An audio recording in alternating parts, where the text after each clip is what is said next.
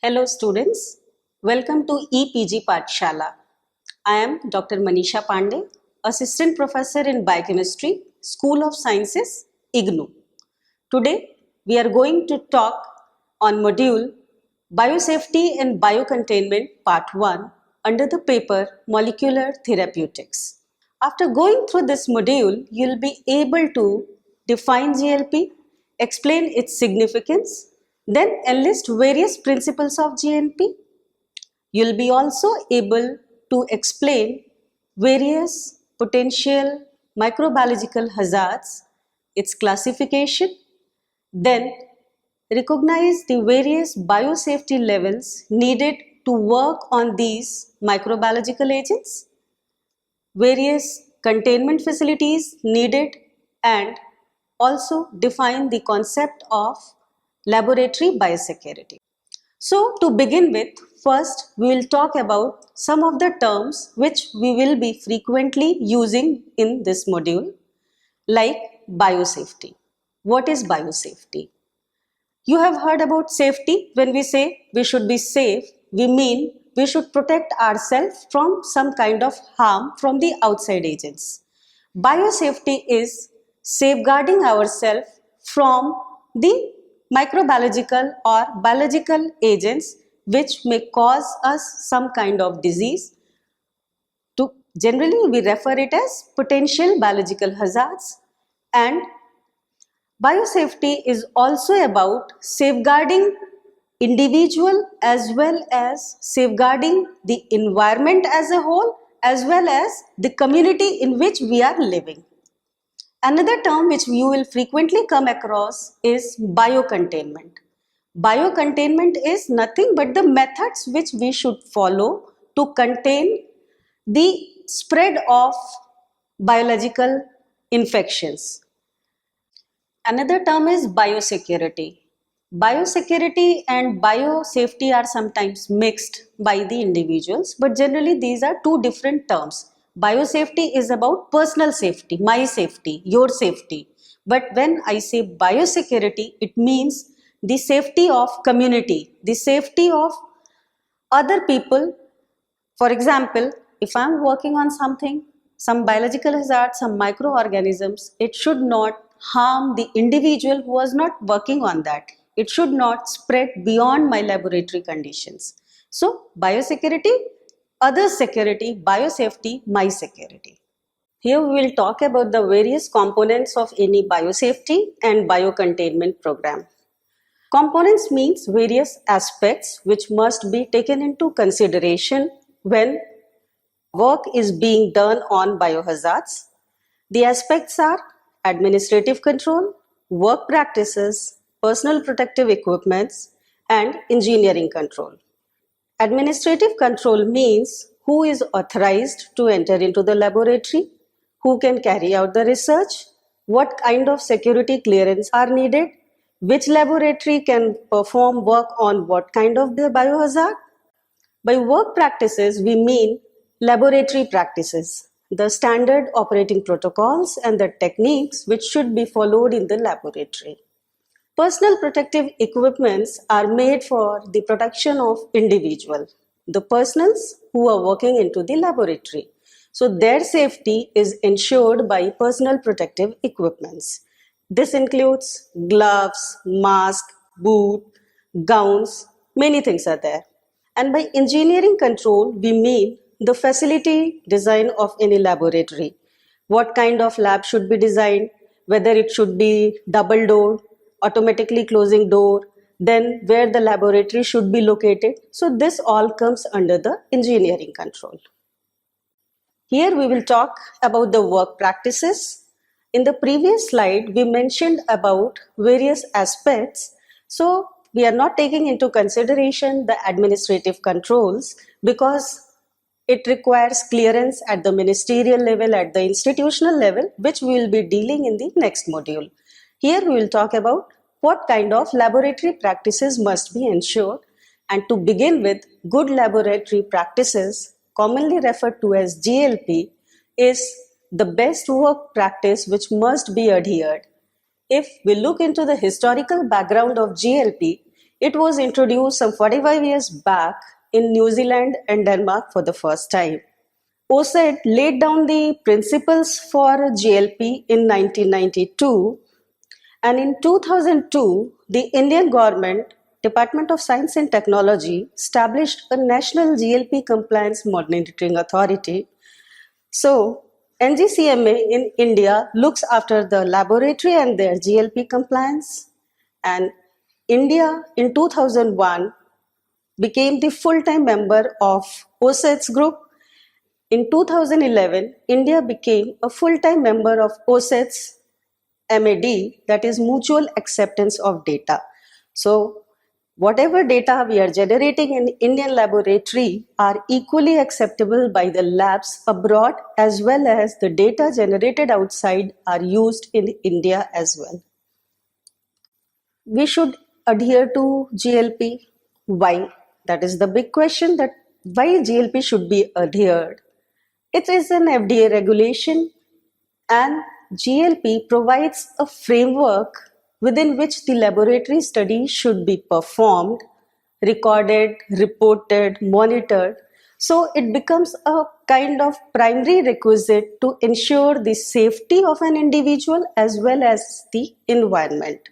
And if we look at the principles of GLP apply to all the non-clinical health and environmental safety studies. So GLP is kind of must if we want a kind of data sharing with other countries, a kind of reliability of our data. What is the significance of GLP? Why every nation should follow GLP? Every laboratory should adhere to GLP norms, because GLP ensures quality and integrity. If GLP is followed into a laboratory, the data generated is reliable. It is used for risk assessment, risk to the individual as well as risk to the environment, and this data can be assessed for any pharmaceutical, agrochemical, cosmetic, food or feed, or any novel food or biocide. So, the data generated ensures the quality as well as integrity. Principles of GLP. The OSED has laid down 10 principles of GLP. The commandants are test facility organization and personnel, then quality assurance program, which every laboratory must adhere, facilities, what kind of laboratory should be constructed, where it should be located, whether it is of the adequate size or not.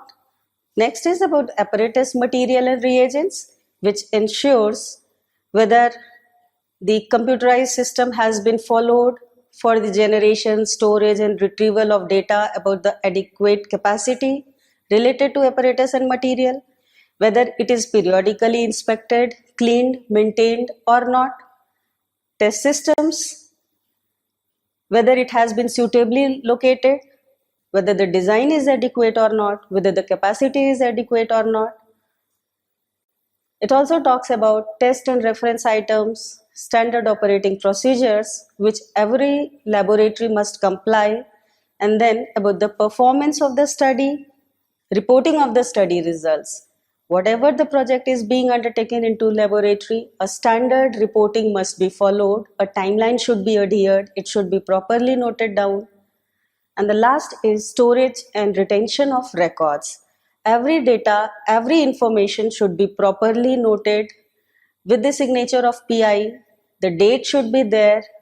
So the GLP laid down 10 principles which, when adhered, ensures the integrity as well as the quality of data generated, which we mentioned earlier, that can be used for assessing that whether the required pharmaceutical or any chemical is harmful to an individual or not, and based on that it also facilitates the export and import of those products into different nations. Since we are talking about the biosafety and biocontainment, so after talking about the work practices, we'll come to the biohazards, or why we need biosafety, because we are working on the biological hazardous agents or normally we call as potential biological hazardous agents, which are used in research. If we look at the Gazette notification 343 of Indian government, which was published in 1998 on biomedical waste, the government of India has defined the term biological as any preparation made from organisms or microorganisms or product of metabolism and biochemical reactions intended for use in the diagnosis, immunization, or the treatment of human beings or animals or in research activities pertaining thereto.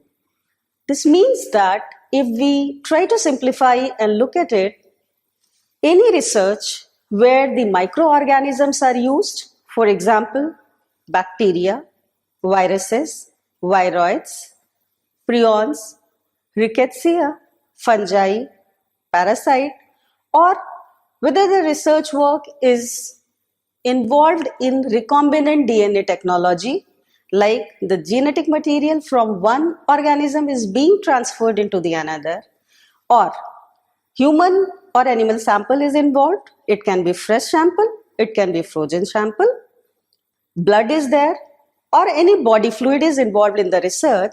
So this comes into the category of potential hazardous material, in brief referred to as PBHA. This shows the symbols which is used to symbolize or identify biohazard. Any laboratory, if they are having this symbol, then anyone can clearly make out that this laboratory is involved in research where some biohazard is being used, like some microorganism is used, or they're working on some viruses, bacteria, human blood samples, which may pose some risk to the individual or to the environment. Here you are looking at the various symbols. All the symbols are same. They are made up of 3 rings which are not closed from the open or margin side. So depending on the laboratory situation and individual choice, any symbol can be taken up, but they all signify a biohazard. In the previous slide, you have seen the symbol of biohazard. Whenever you enter a laboratory and you come across that circular sign with 3 circles which are open from the outside, they signify biohazard or microorganism is used for research purposes in that laboratory. And these microorganisms have been divided into different levels or different risk groups based on their severity of causing the disease, their transmission. So we'll look at the levels. These biological hazards are divided into 4 risk groups. BSL 1, it is the lowest risk. It doesn't cause much infection to the individual who is working on it. But as we move upward, BSL2 pose moderate risk. BSL3 and BSL4 are high risk biohazard. They cause severe infections to the individual. The difference between 3 and 4 is BSL3 has got prophylactic treatment. It generally doesn't spread to the community. Individual may get harm, individual may get severe infection, but in BSL4 what happens is there are chances that the disease may spread to community at large, as well as the microorganisms belonging to BSL4 category are exotic in nature. So there may not be viable prophylactic treatments available. Here we will classify the microorganisms. Broadly we are referring as biohazard into various risk groups. These risk groups are based on biosafety levels.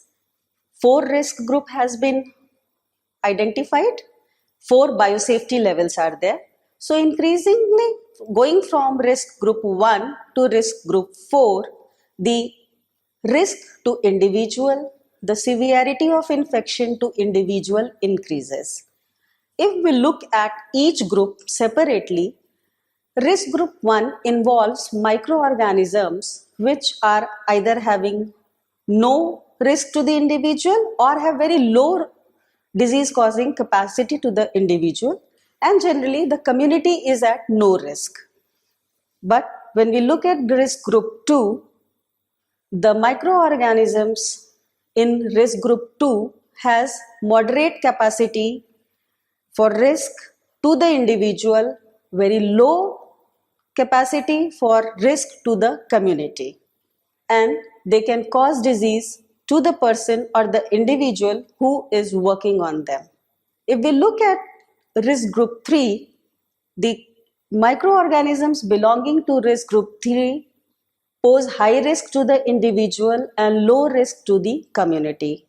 The disease caused to the individual is serious, and if we look at the treatment part, although there is effective prophylaxis and treatment is available, but the level of infection is high to the individual, although the disease caused may not spread to other individuals in the community. In risk group 4, the microorganisms have very high disease causing capacity, so the individual is at very high risk of exposure, and community at large is also at risk. It can cause severe disease to the individual as well as any animal, and the severity of infection can spread in the community. There is no treatment or no viable treatment is available to control the disease or infection caused by risk group 4. So after classifying the microorganisms into various risk groups, we'll talk about the specific microorganisms which are placed into these groups, and interchangeably we'll be using the term either biosafety level or risk group, which means when I say risk group 1, I refer to biosafety level 1 or vice versa. So in risk group 1 or biosafety level 1, the microorganisms which are handled in any laboratory are non-pathogenic, that is, they do not cause risk to the individual. If we look at some of the examples of BSL-1 category, it involves non-pathogenic strain of Escherichia coli, slime molds, edible mushrooms, lactobacillus, the bacteria Bacillus thuringiensis, which you have been very commonly listening about, Bt cotton. The gene from this bacteria has been used for Bt cotton. Many nitrogen fixing bacteria, oil-eating bacteria, when they are introduced into their natural environment and handled in the laboratory, come or belong to BSL-1 category. If we look at some of the examples of BSL-2 category, these microorganisms have the capacity to cause diseases. The individual is at risk, and moderately the community is also at risk.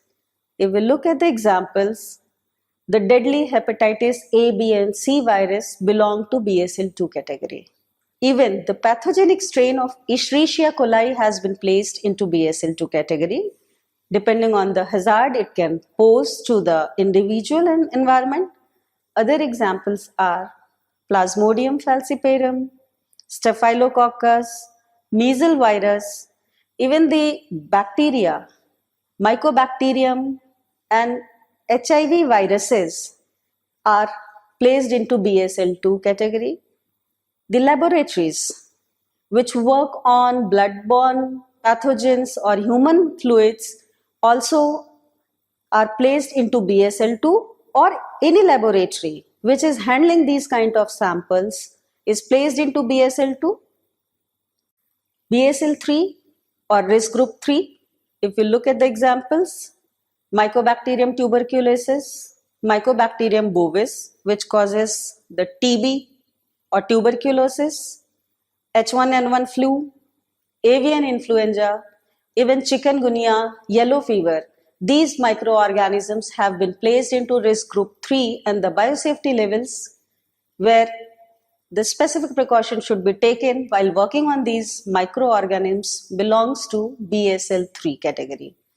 The risk posed to individual is high, the risk posed to community is also more, but the prophylactic treatment is available. BSL-4 microorganisms belonging to this category are highly dangerous, fatal and exotic. Means they don't have the origin into the native countries where the disease is being caused. For example, the Ebola virus, Crimean Congo hemorrhagic fever, BSL-4, the microorganisms handled into this category are highly dangerous. The disease caused may be fatal. Community is also at risk. Prophylactic treatment may not be available or viable. If we look at some of the examples, Marburg virus, Ebola virus, which you have heard probably, even Crimean Congo hemorrhagic fever, the virus which causes it belong to BSL-4. Now we will talk about the personal protective equipments, PPE generally we refer at. These are protective devices, measures, clothings which every researcher should use while working on the microorganisms or biological hazards. We are looking at the BSL-1 protective equipments. What you are seeing is a biosafety cabinet in which the researcher is working on some biological sample. But what the individual has put on? A gown. So primary containment, primary protection is work is done in a cabinet, and secondly there is a gown, and then the individual is wearing a glove. If we go to next level, the safety level 2, here the protective equipments are more. They are built on primary level. The work is being carried out in a biological safety cabinet. Then individual is fully covered with a dress. They are having a headgear. Sometimes they cover their eyes as well. Gloves is there. So the personal protection is there as well as the biological safety gear is there. While in the first, what was there is generally we were using a simple gown, but here it is different. If we go to another level, the BSL-3 category, in BSL-3 and BSL-4 category, generally the clothing which is put on is different. Individual is fully covered, the eyes are covered, the hand is covered. Safety cabinets are class 2 or class 3 type, and in BSL-4 it is further different. Individual may be fully covered from top to bottom. They are provided with a kind of tubes through which fresh air is provided to them to breathe, so that they are not breathing into the laboratory air which may be contaminated from the environment. If we look at a picture which has been given by the Robert Koch Institute, which is a BSL-4 laboratory, here what you can see is the access is controlled. Everyone cannot enter into the laboratory. One who are trained, who are authorized to work into that kind of laboratory, enter into that. Once they enter into the laboratory, there is a double door kind of thing. So you take out your clothing, you go wear another clothing, you take a wash, go into the laboratory, work, come back, again take a shower, then put your clothing there, have a shower again, wear your own clothing and go out. So it is like you don on and you don off the laboratory wear. You are not carrying the laboratory microorganisms which are attached to your clothing to outside. So these are various safety devices, measures which are adopted while working into different kind of laboratories. We'll talk about biocontainment. Biosafety and biocontainment go together. If we are working on the microorganisms, we should take some precautions to protect ourselves. And biocontainment talks about the physical containment of the biological hazard. This term was coined way back in 1985, and it relates to how physically we can control any pathogenic organism, be it bacteria, virus or toxin, while working on it in any laboratory, so that neither the environment nor the individual is exposed to it. The primary biocontainment which we generally use in our labs is cabinets. It prevents the accidental infection of workers, and it also helps in protecting the community during the scientific researches. The biocontainment can be divided into two categories: the primary containment and secondary containment. Primary containment means how we are using properly various storage containers to store the microorganisms. Then various microbiological techniques are being followed, whether the appropriate safety equipments and biological safety cabinets are used or not. So, primary containment means at the first level or beginning level, while working on the microorganism, what safety precautions must be taken so that the individual is not exposed to any kind of risk. Secondary containment is protection of the environment external to the laboratory from exposure. Means how the facility should be designed, what should be the operational practices so that beyond the laboratory boundaries, the environment or other individuals are not exposed to the microorganisms which are used in the laboratory for some research activities. In the beginning, we were talking about biosafety levels separately. We had talked about the containments also. Now we'll link the two, the biosafety level as well as the primary containments. We'll discuss each BSL level one by one. For biosafety level 1, if we look at the very common examples, the basic teaching laboratories in our schools and colleges, the water testing laboratories belong to BSL 1 category. In these laboratories, the practices which are generally followed or practiced are good microbiological techniques. The decontamination is generally done by chemical disinfectants or autoclaving. What is required is the BSL 1 laboratory should also have a sink for hand washing, and use of personal protective equipments like gowns and gloves should be adhered.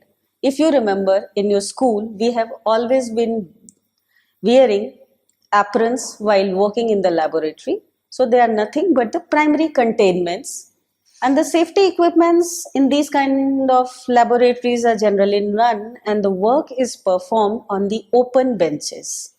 If we talk about BSL 2 laboratories, any diagnostic laboratory, be it a primary health service, teaching or public health, belongs to BSL 2, and containment facilities are required. Any BSL level builds on the previous level. So whatever laboratory practices are followed in the BSL 1 should be adhered. Along with that, there are other laboratory practices which are added to BSL 2 level. So good microbiological techniques should be followed. There should be decontamination facilities, sink must be there, the protective personal clothing should be there. Apart from that, in BSL 2 labs, the biohazard sign is very clearly placed. So whenever you enter a BSL 2 lab, that three circle diagram which you saw in the previous slide is there, which makes anyone aware that okay, this is a BSL 2 lab, the microorganisms or any kind of biohazard is used in this laboratory. These laboratories have restricted entries, and generally the doors are self-closing. The work done in these laboratories are under the expert supervision.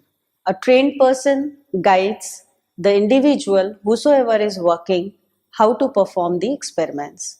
The benches are open, and the biosafety cabinets are used for performing researches on BSL 2 facilities. The BSL 3 facility are practiced in special diagnostic laboratories. This requires very high containment facilities. apart from the laboratory practices in BSL 2, the personal protective equipments are very different for this. They have a very solid front. The entry to the laboratory has very controlled access. Everyone cannot enter the laboratory frequently. It has a HEPA filtered room. The exhaust has a directional airflow. So it's not like that the air is flowing from the laboratory to the entire area. It has a directional flow where it should go, whether it should be decontaminated before being released into the environment or not. And limited access is provided with the double door changing room. So whosoever enters the laboratory must change their clothing before entering into the laboratory, as well as while exiting also they should change their clothes. If we look at the safety equipments, the BSc 2 or BSc 3 type cabinets are used while working on the risk group 3 microorganisms or BSL safety level. BSL 4 safety level involves high risk pathogens. So the example of BSL 4 laboratories can be divided into two types: cabinet labs and suite labs. So cabinet labs, there the work is performed inside the cabinet only. Individual is not directly touching anything. And suite labs, where the individual researchers wear a proper gown while working on these microorganisms. If we look at the laboratory practices, it builds on level 3. The entry to these laboratories have a airlock entry system. Shower exit and shower entry is must.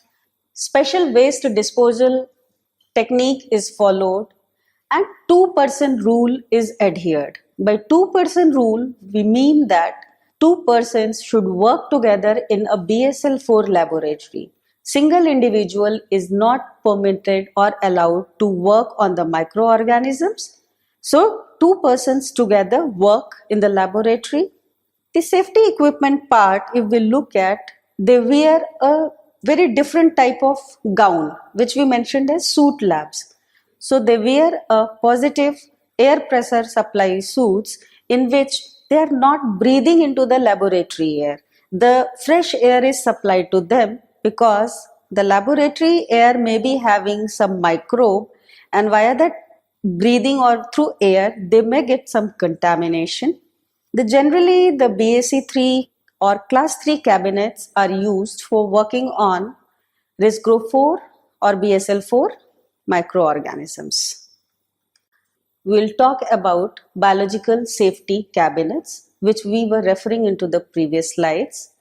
There are three types of biological safety cabinets, generally referred to as BSc Class 1, 2 and 3. And this classification into three levels is based on containment capability and performance attribute of the cabinet. The safety cabinets provide safety to the personnel as well as to the environment, but they do not prevent the product from contamination. So even if we are working on the biological safety cabinets, the product may get contaminated from the air which is flowing inside the room, and contaminating the or coming in touch with the product may cause its contamination. Now you are looking at the safety cabinet. It is a line diagram of a safety cabinet, not a real safety cabinet which you see into the laboratory. Purpose of showing the line diagram is how the air is circulating into the laboratory safety cabinet. In Class 1 safety cabinet, we talked there is personal security, there is environmental security, but there is no product being secured. So product is susceptible to contamination. What is happening? The room air enters into the cabinet. The cabinet air is flowing and moving into the room. So chances of contamination is there, although the individual is safe. We look at the BSc Class 2 cabinets. In Class 2 cabinets, what happens is it is attached to the HEPA filter. The cabinet air is moved out. Room air enters into that, but cabinet air moves out. So it protects the individual more from getting some kind of infection, as well as it also ensures product contamination. If we talk about biological safety cabinet class 2 type, they provide product protection as well apart from personal and environment protection. These type of BSc cabinets are generally used in clinical laboratories, hospitals, life sciences, research and pharmaceutical laboratories. There are 4 variants of BSc class 2 available nowadays. It has been divided into type A and type B and further divided into A1, A2 and B1, B2. This division is based on the circulation of air. So which particular variant of type 2 is suitable for working on the microorganisms, which area of cabinet is safe for working on the microorganisms. So there are different variants of safety cabinets, but what is to be noted here is the class 2 cabinets provide protection to the individual as well as to the product. This is the image of a class 3 cabinet. We talked about 2 things. In class 3 cabinet, the first image which you are seeing from the front is individual can see from a microscope. Air which is entering into the cabinet is filtered. The air which is going out from the cabinet has been filtered. So there is no contamination allowed. The air of the cabinet is circulating within the cabinet only. It is not entering the room. So it is the highest level of security, safety which can be provided while working into a laboratory. The class 3 cabinets are designed specially to work on class 4 microbiological agents or high risk agents. So the protection provided is also maximum to the environment as well as to the worker. The class 3 cabinets are generally gas tight, having sealed enclosures with a viewing window so that you are not exposed to the microorganism, but you view it from a window while working on it. The access to the interior of cabinet is generally through a double door which has an interchange box and it can be decontaminated between uses.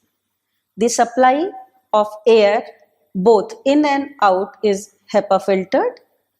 Generally, the long heavy duty rubber gloves are attached in these cabinets in a gas tight manner and they provide the prevention or separation, and the heavy duty rubber gloves prevent the direct contact between the individual user and the hazardous material.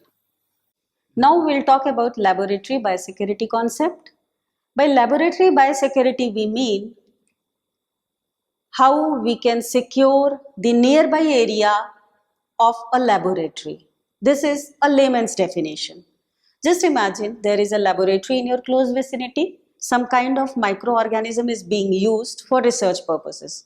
Generally, those who are living in that area are in some kind of tension, apprehension, what is happening there, whether it will cause some disease to us or not. So the concept, the laboratory biosecurity concept ensures that those who are not working on those kind of microorganism, they are protected, they are not harmed.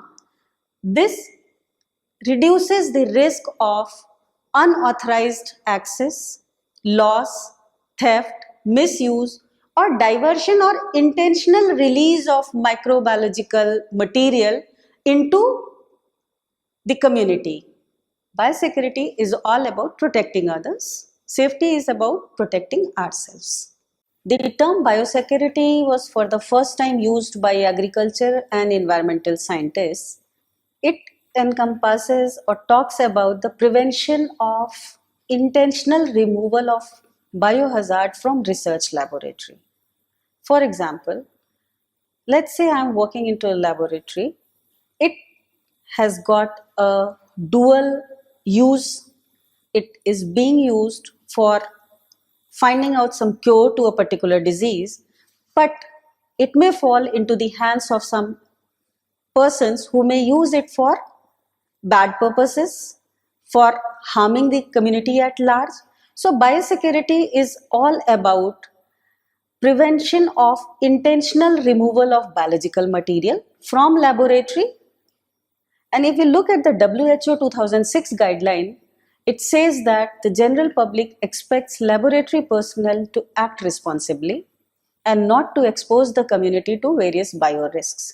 They must follow safe working practices, that is biosafety, and the work and material should be saved in a secure place, that is biosecurity, and they should also practice ethical codes of conduct, that is bioethics. There are various issues attached to biosecurity, like what should be done so that the security of biological hazard is assured.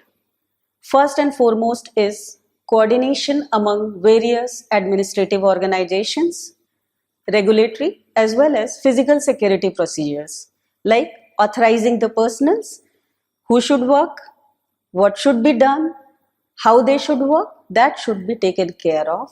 Then it talks about biosafety practices, and the third and utmost is a cooperation between various scientists, technicians, policymakers, law enforcement officials, so that this issue is addressed properly.